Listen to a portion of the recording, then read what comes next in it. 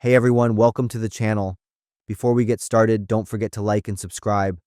Also, drop a comment letting us know where you're watching from and what time it is there. That way, YouTube will keep showing you more stories like this. Now, let's begin. Some stories stick with you, even years later. They haunt me late at night. The story of the Miller family is one of them. It's not because of how violent their deaths were, but because of what I found out afterward. That year, I was 23 and lived with my family in the quiet little town of Franklin, Tennessee. The Millers lived 2 houses down from us. David Miller was a mechanic, and his wife taught elementary school. They had an 11-year-old daughter named Lily. Lily was a unique kid. Her skin was pale, almost anemic looking, and her eyes were cold. She didn't have that carefree innocence you'd expect for her age. While other kids played outside, Lily would just stand by the fence, staring. I tried talking to Lily many times, but all I got back was an empty stare. That August, the distant wail of police sirens broke the peaceful afternoon. I was coming home from work when I saw police cars and ambulances crammed in front of the Miller's house. Neighbors were gathered, whispering. They said they'd heard loud bangs earlier, possibly gunshots. I was so confused and worried that I hung around to see what was happening. The police taped off the area, and about an hour later, 2 black body bags were carried out of the house. News quickly spread through the neighborhood. David had shot his wife, and then himself. Lily survived by hiding in the bathroom and calling 911. The whole town was in shock over the tragic event. Everyone felt terrible for the Millers, especially Lily. How could a child possibly get over losing both parents in one night? "Poor kid," a neighbor said, wiping away tears. I kept thinking about Lily being led out of the house. She wasn't crying, her eyes fixed straight ahead. At the time, I figured the shock was so immense that it had shut down all her emotions. The police concluded that David had suffered a mental breakdown due to work stress, leading to the horrific incident. At the funeral, I couldn't take my eyes off Lily. She sat upright in the front row, wearing a black dress. A lot of people from town came to the funeral. Everyone was crying, feeling deeply for Lily's situation. They came to offer her words of encouragement and hugs. But Lily just sat there silently in the front row, her eyes never leaving the 2 caskets. A few days after the funeral, her aunt from Memphis picked her up to raise her. Life in town slowly went back to normal. A few weeks later, a friend who worked at the police department invited me out for a beer. We talked about a lot of things, and eventually, the conversation drifted to the Miller case. There was something off about it. The bathroom door wasn't locked. Lily was just standing there, like she was waiting for us to arrive. There was no sign that she'd been through anything traumatic. "What do you think?" Ben shook his head, taking a long swig of his beer. "I've been in this job for 10 years. Kids who witness violence usually react in one of 2 ways. Either they're so shocked they can't say anything, or they scream hysterically. Lily was different, too calm. I didn't say anything for a moment. Then he spoke again. It's for the peace of mind of those left behind. They have to move on with their lives." The Miller story gradually faded into just another local tale, with people in town occasionally bringing it up, mostly curious about how Lily was doing now. 3 years later, a couple moved in and bought the Miller house. They started renovating the entire place. They left a bunch of stuff out in the yard and by the front gate for anyone who wanted to take it for free. I was walking by and saw a pale pink notebook in a box of old things. Curious, I picked it up. The first page said, "Lily's Diary." My heart suddenly started pounding faster. I don't know when that name began to stir such mixed feelings in me. I turned to the next page, which had crude but chilling drawings. A man, a tiny child. My brain automatically processed the information in a way I didn't want it to. Below the drawings were lines of pencil writing, some pressed so hard they tore the paper. "Dad hurt me again. Mom knew but didn't say anything." At this point, my hands started to tremble. I kept turning the pages. "I can't run away." I screamed, but no one heard me. Mom said I had to be good, but why be good to bad things? Each page opened up a piece of hell. A sentence was repeated on many pages, each time written more clearly. No one came to help me, so I helped myself. When I turned to the last few pages, the true meaning finally emerged. The drawings changed. No longer a victim, Lily began to draw herself as someone with power. She drew her dad lying next to a gun. Lily wrote, "I'm almost ready. They won't hurt me anymore. It will be like in the movies." I stood frozen, the notebook dropping to the ground. So Lily wasn't just a surviving victim. She was both a victim and the one who did it. Lily had quietly endured abuse. When she realized no one was coming to save her, she decided to save herself, in the only way an 11-year-old child could think of. Honestly, my emotions were incredibly mixed at that moment. I burned it that night and never told anyone about it. I decided I'd be the only one who knew the truth. Lily was living a different life now, and I was sure it was a much better one. The town was still peaceful, and the new couple who moved in, they were getting ready for a new life too. The best thing was to just let everything go. Life sometimes isn't what we imagine. Whether they are victims or perpetrators, everyone carries their own pain and untold stories. We can never truly know everything someone endures, and sometimes silence is the only way to protect yourself. I used to believe the small town where I was born was the safest place on earth. But then, one autumn night last year, a terrifying secret was uncovered that shook the entire town. What haunts me the most is who was behind it. I work as an accountant for a small oil and gas company in Marfa, Texas. It's a small town near the Mexican border. Everyone knows everyone. One of my mechanic friends is Roy. His garage is right in the center of town. I always thought Roy was a kind and gentle man.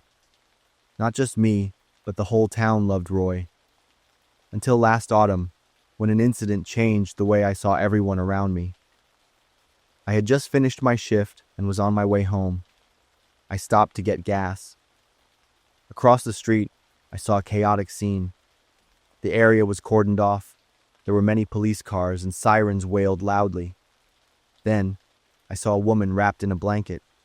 A police officer was leading her away. The woman looked like she had just returned from hell. Her pants were torn, her hair was disheveled, and her face was gaunt. I froze, realizing that the place she had just come from was Roy's auto shop. In the very next second, seeing Roy handcuffed in the back of a police car, head bowed, shocked me. That evening, the whole town was buzzing about what happened with Roy, and I was no exception. The town's resident chat group exploded. Messages kept popping up. Everyone was talking excitedly. From the snippets of information in the messages, I learned that the woman's name was Hannah, a cashier at the local supermarket. She had only moved to town a short while ago and had been missing for 2 weeks. Everyone thought she had gone to visit family in Dallas. But what had really happened, we didn't know. It was all just speculation. 2 days later, the local newspaper published an article with a headline that sent shivers down my spine. Local mechanic accused of abduction and torture. It was just as everyone had suspected. The girl was Hannah. She had been held captive by Roy in a secret room behind his garage for 2 weeks. Hannah recounted that Roy had lured her into the garage, claiming her car had an urgent problem that needed to be checked. What Hannah described stunned me. The room where Hannah was held was completely soundproofed, with surveillance cameras in every corner. On a shelf were videotapes labeled with different dates and the names of dozens of women. Among them was Jessica, a young and beautiful girl who was well known in town. Jessica had disappeared 3 years ago. Everyone thought Jessica had left town to pursue her acting dream in Austin. But now we knew the truth. The police also found a notebook belonging to Roy that detailed everyone's habits. He knew their exact work hours when they came home, when they went shopping. Roy even recorded private conversations he had overheard. But that was only half of the horror, because those were the victims Roy had successfully executed his plan on. In the days after Roy's arrest, Many other women came forward, stating they had been followed or approached by Roy. But as a beloved and trusted figure in the community, it was hard for people to unmask him. I started to recall the signs I had overlooked. Roy always asked too many questions about everyone's private lives. He could recount detailed schedules for anyone in town.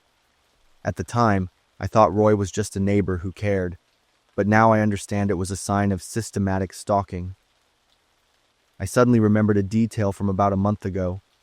I was coming home late after a date with Sam and saw the silhouette of a man standing near her house. When I looked closer, the person had vanished. Now I'm sure it was Roy. It's terrifying that Roy had lived among us for years, receiving absolute respect and trust. The trial took place 6 months later, with many town residents and Roy's would-be victims present. He sat silently throughout the proceedings, showing no emotion. When his lawyer asked why he did those things, Roy simply said, "I wanted to understand them." He offered no complex defenses or explanations. Roy's statement silenced the entire courtroom. He didn't see women as human beings, but merely as subjects to study and control. Hannah left town right after the trial. Roy was sentenced to 25 years. His garage was demolished a month later. Now, it's just a gravel lot with weeds growing on it. The town of Marfa is not the same anymore. People have become more vigilant. Casual conversations on the streets have become less frequent. Sometimes the most dangerous person isn't a stranger in the dark, but the neighbor with a friendly smile. I learned that intuition never lies. If something makes you feel uncomfortable about a person, no matter how small, listen to it. Because sometimes the smallest details are signs of something far more dangerous. There are some sounds you never forget once you hear them.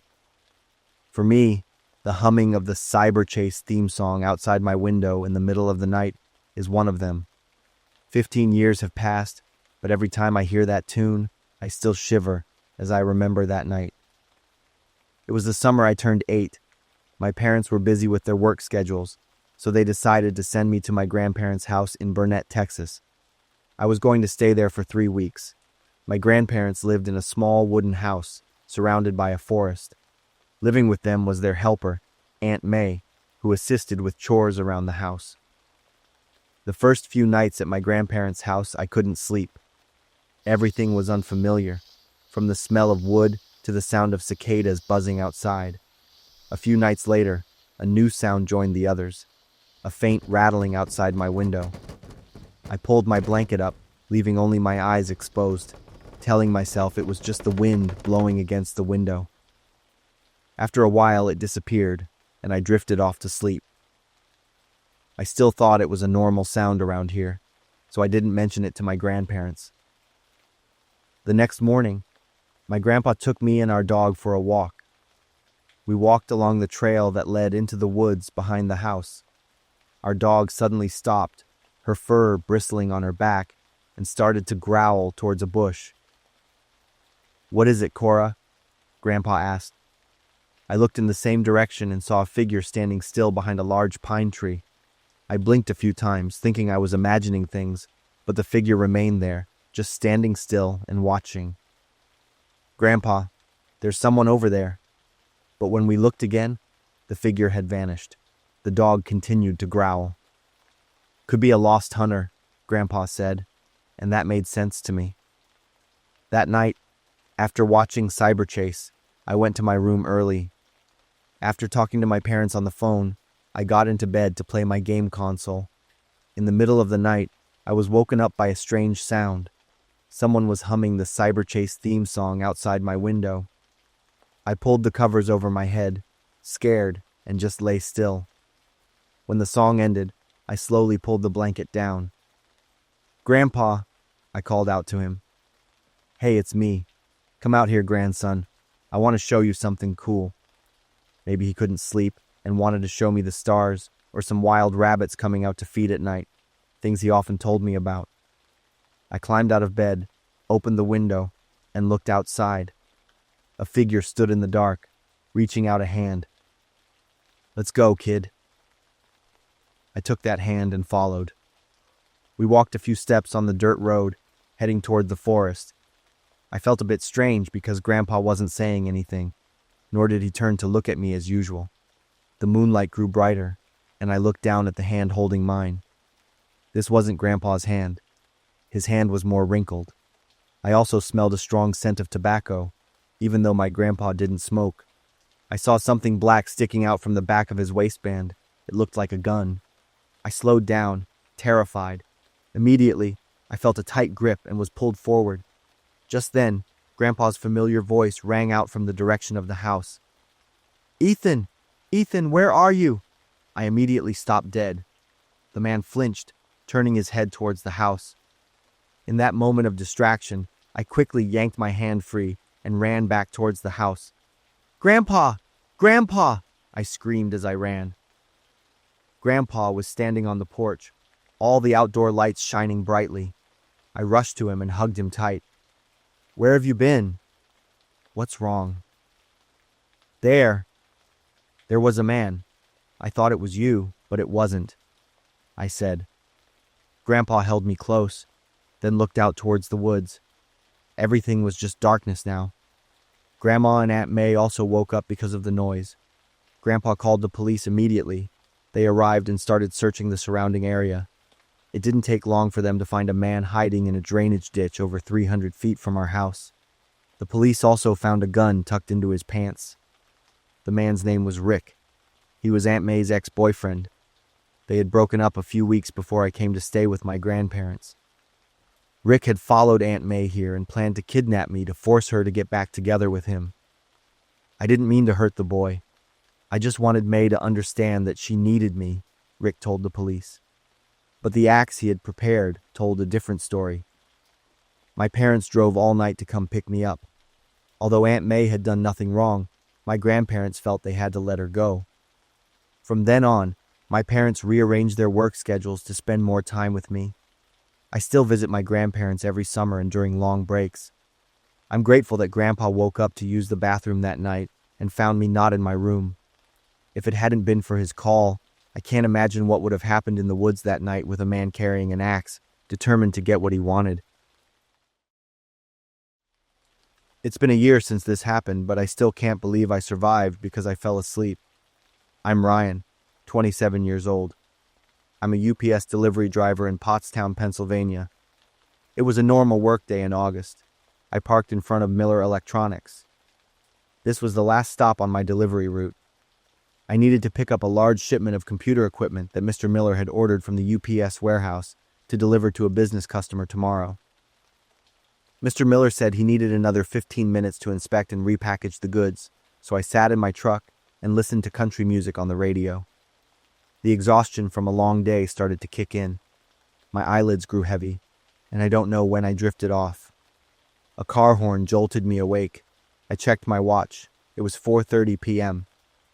I'd been asleep for almost an hour, but the strange thing wasn't the time. It was the scene outside. The car horn I just heard seemed to be from a police car. The street, which was usually busy at this hour, was now empty like a ghost town. I got out of my truck, looking around in confusion. In the distance, I saw 3 police cars. Several officers were setting up orange barricades, blocking the main road that led to the town center where the city hall and a small square were located. There were also a few ambulances lined up. My heart started pounding. Something had happened. Tense was the only word I could think of to describe the feeling at that moment. The door to Miller's store was still open, but it was just ajar. I pushed the door open and walked in. My footsteps echoed in the empty store. The shelves were still full of electronics, but there were no customers. Behind the counter, I saw Mr. Miller crouching down, as if he was hiding. When he saw me, he waved me over, his eyes wide with shock. I walked over, confused, not understanding why he seemed so scared. Mr. Miller glanced out the window, then pulled me down behind the counter, his voice trembling as he whispered, "Why are you just walking around? This whole neighborhood is on lockdown." I was confused. Mr. Miller continued to explain in the hurried tone of someone in a panic. An hour ago, someone called the police station, claiming they had planted bombs around the area and were watching from a distance with a sniper rifle. I froze. Bombs. Sniper rifle. Words I only heard on the news were now happening right where I stood. The man's wife had an affair with the manager of the Target store across the street, and he claimed he wanted everyone to pay. I let out a breath when I heard the story. I had been incredibly lucky. You were asleep in your truck? You didn't hear anything? I nodded. I had fallen asleep in the middle of a dangerous situation, but it was a stroke of luck. It was hard to believe. We sat in silence behind the counter, waiting for the latest news. Mr. Miller handed me a cold bottle of water. The sound of police helicopters flying overhead, their roaring engines creating a menacing sound that echoed throughout the space. Occasionally, we heard static from a walkie-talkie somewhere outside, brief commands that we couldn't hear clearly. About 20 minutes later, the glass door rattled from a loud knock. 3 men in black vests and helmets, holding rifles, stood outside, their serious eyes scanning every corner. Mr. Miller stood up, his hand shaking as he unlocked the door. One of the police officers walked in, his sharp eyes sweeping the store from ceiling to floor, looking for any sign of something unusual. A short but tense interrogation began. When I said I was a UPS driver who had been there to pick up a package since 3 o'clock, the police officer's eyes changed noticeably, as if he had just heard something wrong. The question about whether I had heard the threatening call made me admit the seemingly absurd truth. I had been sleeping in my truck the whole time. The police officer nodded. A moment later, an announcement came over the walkie-talkie. The situation was under control. There were no real bombs, no sniper rifle. It was just a fake threat call from a drunken man, angry about his wife's betrayal. But during those 3 hours, the entire neighborhood of over 2,000 people had to be evacuated in a panic. Stores closed hastily, owners leaving everything behind to flee. Schools went into lockdown, traffic was completely paralyzed, and main roads were blocked by barricades and police cars. But I was on the sidelines of that tension. That night, I lay in bed, staring at the ceiling, unable to close my eyes. I thought about the feeling of waking up in a silent world, about the moment of confusion when I didn't understand what was happening around me. I thought about how I could have died without ever knowing if that threat had been real. A bullet from a distance could have pierced through the truck window while I was asleep. From that day on, my work habits completely changed. No matter how tired I am, no matter how long I have to wait, I get out of my truck, walk around the area, drink coffee, and chat with people. I do anything to keep my mind alert. I am careful and pay attention to everything around me,